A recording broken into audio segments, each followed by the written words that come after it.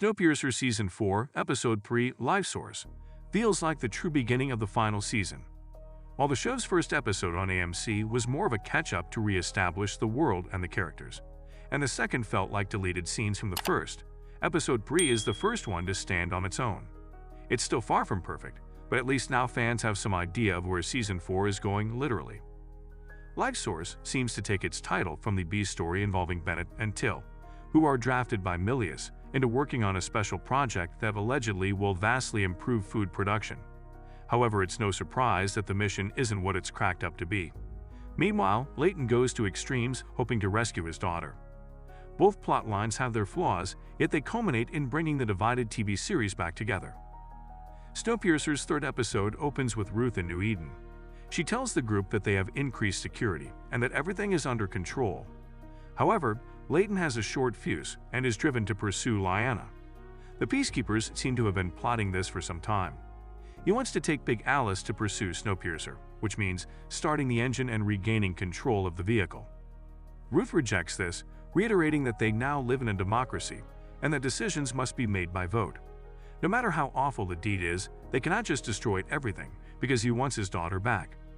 During the meeting, we find out that Big Alice's engine is an essential component of this community, since it keeps New Eden running, or at least keeps it going when other systems malfunction.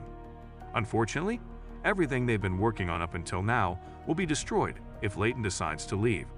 As they work by hand, we pan across to the people from Snowpiercer.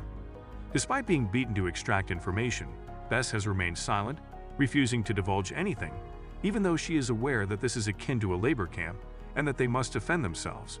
They specifically wish to remove the Admiral. Ben advises Bess to wait it out before they attack. The boys have endured months of mistreatment, being forced to work shifts longer than 12 hours at a time and having people come and go like flies. Lieutenant Lee is the most recent, and his passing presents Ben with a chance. They can produce twice as much food if he takes over. All he has to do is work with electricity and a potent synthetic compound. These substances seem to be really significant, nevertheless. They agree that Ben will work less shifts and that Bess Till will accompany him while he completes this. However, they are closely monitored when Ben visits Nema and inquires about their work. However, Nema remains silent regarding the most of it. The Admiral, who has actually instructed Nema to cease working and keep a watch on them, is keeping him under strict control. Ben and Till are certain that there's more going on in this situation.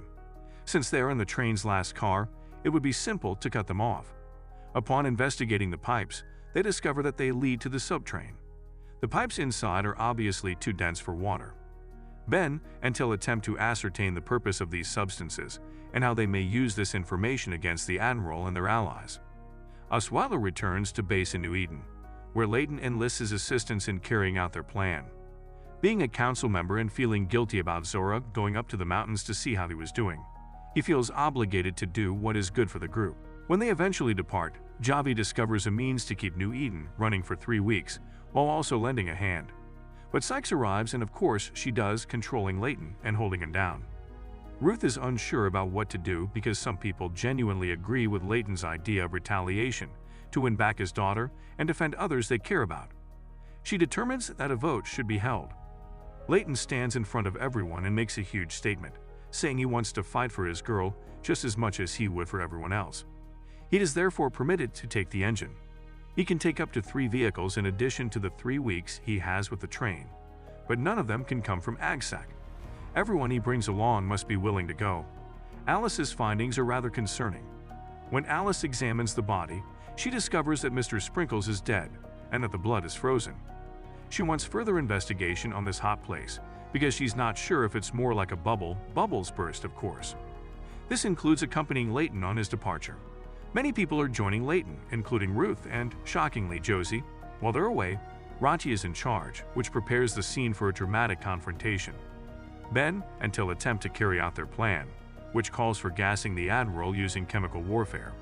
Sadly, Zima betrays them, putting Ben and Till within the box. Leighton and the others are on their way in, and the chemicals they are working on are actually for Big Alice.